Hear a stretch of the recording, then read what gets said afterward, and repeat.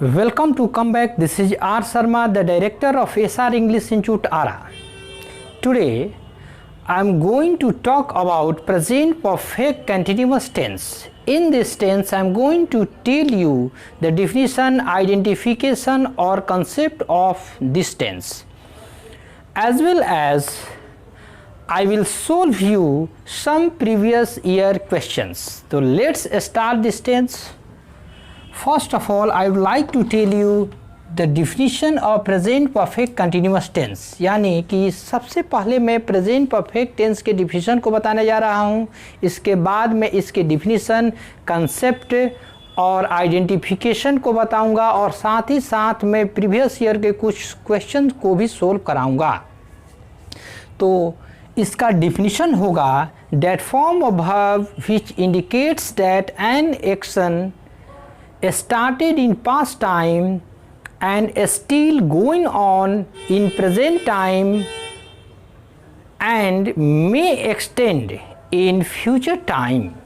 Such action is called present perfect continuous tense. यानी क्रिया के जिस रूप से यह बोध हो कि कोई कार्य भूतकाल से शुरू हो, वर्तमान में अभी भी जारी हो और भविष्य में जारी रहने का अनुमान हो, तो ऐसे क्रिया को प्रेजेंट परफेक्ट कंटिन्यूअस टेंस कहा जाता है. तो इसके साथ ही साथ हम लोग कुछ कंसेप्ट को भी समझें जो ग्राफिक मेथड से है. ये और भी आपको ज़्यादा समझ में आएगा. तो ध्यान रखें कि कोई कार्य इसमें बताया गया भूतकाल से शुरू हो, तो इसमें 2010 एक भूतकाल के ईयर को मैंने लिया यहाँ पर. तो 2010 से शुरू हुआ, तो 2010 ये पास्ट टाइम में है, यानी स्टार्टेड हुआ कोई कार्य 2010 में जो पास्ट टाइम से शुरू हुआ और यहाँ ये कार्य जारी है, यानी कि 2020 में ये कार्य को इंडिकेट कराया गया है. अभी तक यहाँ पर हम लोग आए हैं, यानी कि ये ऑन है, यानी वर्तमान समय में ये कार्य चल रहा है, कंटिन्यू है. तो ध्यान रखें कि 2020 में अभी हम लोग आए हैं, तो इसके पहले जो कार्य है ये समाप्त हो चुका, यानी कंप्लीट हो चुका. तो जो कार्य कंप्लीट हो जाएगा उसे परफेक्ट में ले जाएंगे, यानी कि इसमें परफेक्ट टेंस इसलिए रखा जाता है. और अभी प्रेजेंट में ये कार्य जारी है, तो प्रेजेंट में कार्य जब जारी है तो इसका मतलब कि ये ऑन है, इसलिए इसे ऑन हुए कार्य को कंटिन्यूअस टेंस में ले जाया जाता है. इसलिए परफेक्ट के बाद कंटिन्यूअस टेंस लिखा गया है. और टेंस में हम लोग हैं ही, यानी कि टेंस का मतलब काल होता है और ये कार्य अभी वर्तमान में जारी है, इसलिए इसके पहले प्रेजेंट लिखा गया है, इसलिए इसका टोटली नाम हुआ प्रेजेंट परफेक्ट कंटिन्यूअस टेंस. तो ध्यान रखें. और इसमें अगला ये सेंस रहता है कि कोई कार्य आगे भी, यानी 2020 में हम लोग हैं और 2021 में ये जारी रहने का अनुमान है, क्योंकि कार्य अभी बोलते वक्त समाप्त नहीं हुआ है, ये अभी भी चल रहा है. तो संभावना जताया जाता है कि आगे भी चलता रहेगा. इसे एग्जाम्पल से भी समझें तो एग्जाम्पल होगा वह है, इस कंपनी में 2010 से काम कर रहा है. यानी कि 2010 से कार्य शुरू था, यानी पास्ट में शुरू किया गया और अभी भी कर रहा है, यानी कि अभी भी कार्य 2020 में ऑन है और भविष्य में भी जारी रहने का अनुमान है, इसलिए फ्यूचर को भी इंडिकेट कराता है. इसका ट्रांसलेशन होगा he has been working in this company since 2010. अब ऐसे वाक्य को या ऐसे एक्शन को बताने के लिए जिस स्ट्रक्चर का प्रयोग होता है वो है असर्टिव सेंटेंस में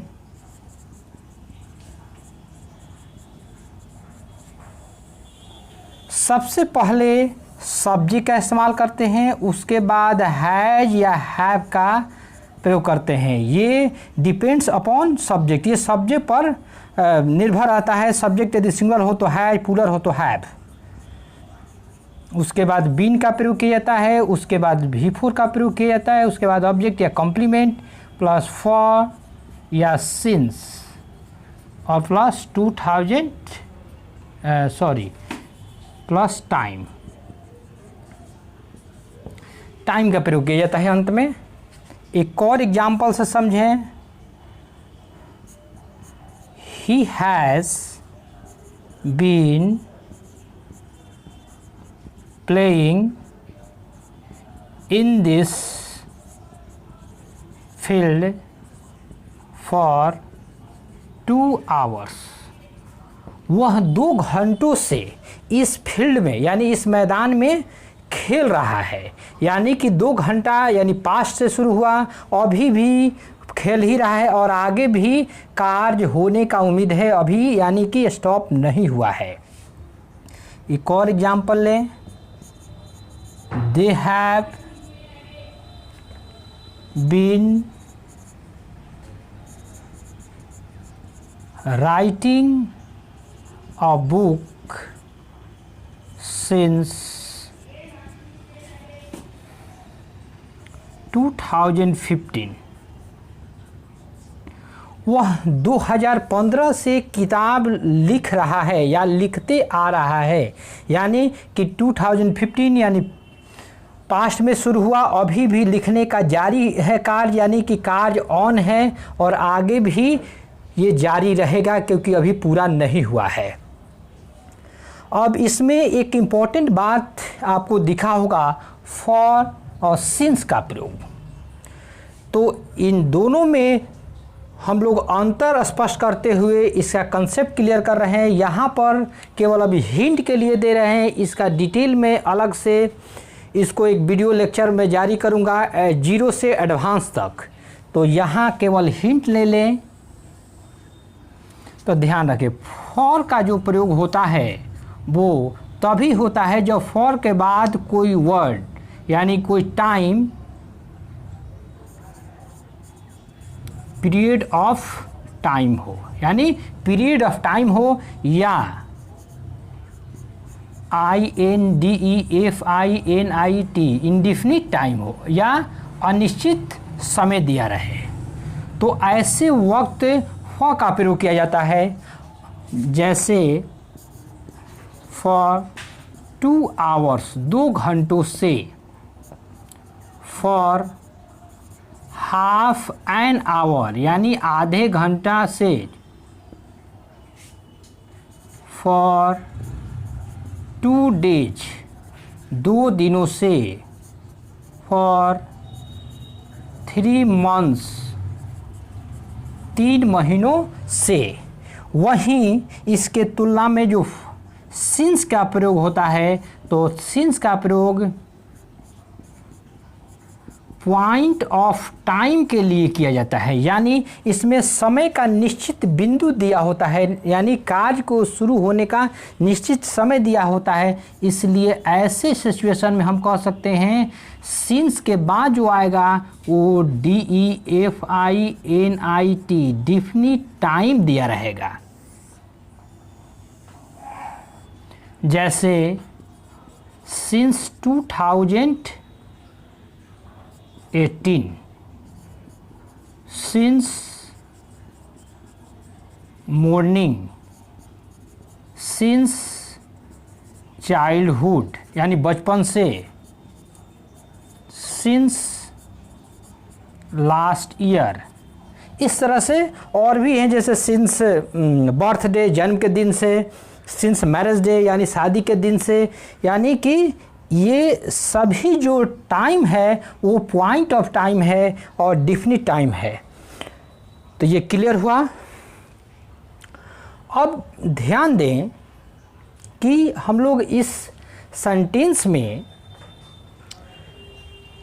डिफरेंस को एक समझने जा रहे हैं कि प्रेजेंट कंटिन्यूअस टेंस और प्रेजेंट परफेक्ट कंटिन्यूअस टेंस में क्या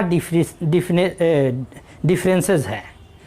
तो इसमें डिफरेंस ये है कि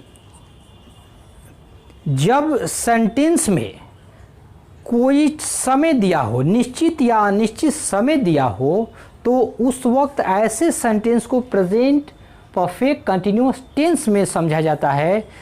और यदि डेफिनिट समय नहीं दिया हो या अनिश्चित समय नहीं दिया हो, यानी इंडेफिनिट समय नहीं दिया हो, या पीरियड ऑफ टाइम नहीं दिया हो, या पॉइंट ऑफ टाइम नहीं दिया हो, तो ऐसे सेंटेंस को प्रेजेंट कंटिन्यूअस टेंस का सेंटेंस समझा जाता है। ये दोनों में डिफरेंस है। अब दोनों में कॉमन जो बात है कि दोनों के हिंदी क्रिया के अंत में रहा है, रही है, रहे हैं, रहा हूँ, रही हूँ, ये लगा होता है, या ता रहा है, ती रही है, ते रहे हैं, ये लगा होता है।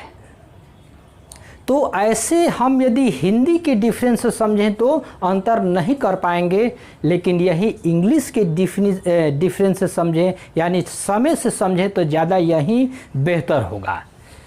तो अब हम लोग कुछ पिछले साल यानी प्रीवियस ईयर्स में आए क्वेश्चन को सोल्व करने जा रहे हैं। तो देखें कि क्या ये क्वेश्चन इन रूल्स पर बन रहा है या नहीं। तो सबसे पहला क्वेश्चन है कि ये कॉमन, यानी कि ये सभी क्वेश्चन कॉमन ईरर पर आधारित है। कॉमन ईरर में क्या होता है कि इसमें एक या दो सेंटेंस दिया होता है जिनमें कुछ पार्ट दिया जाता है, यानी उस सेंटेंसों के कहीं कहीं बीच बीच से कुछ काट करके उसमें पार्ट बना दिया जाता है, और ये इसमें बताना होता है कि किस पार्ट में गलत है। यदि किसी पार्ट में गलत नहीं हो तो ऐसे वक्त में इसके अंत वाले ऑप्शन नो एरर लिखा हुआ का आंसर मारते हैं। यदि किसी पार्ट में गलत हो तो उन्हीं में से किसी ए बी सी जिस पार्ट में गलत हो उसको चुनाव करते हैं, यानी वही आंसर सही होता है। जैसा कि सी इज प्रिपेयरिंग, यहाँ पर ए पार्ट बनाया गया है for the examination, B part बनाया गया है सिंस 2004, सी पार्ट में बनाया गया है, और यदि कोई गलती ना हो तो आंसर देने के लिए नो एरर डी पार्ट में बनाया गया है। यह क्वेश्चन SSC 10+2 लेवल एग्ज़ाम 2012 में आया है। यहाँ हम लोग को कॉमन ईरर को पकड़ना है, यानी कि छोटा भूल को पकड़ना है। तो देखिए सी इज प्रिपेयरिंग, ये कंटिन्यूस फॉर्म में है, यहाँ तक तो ठीक है।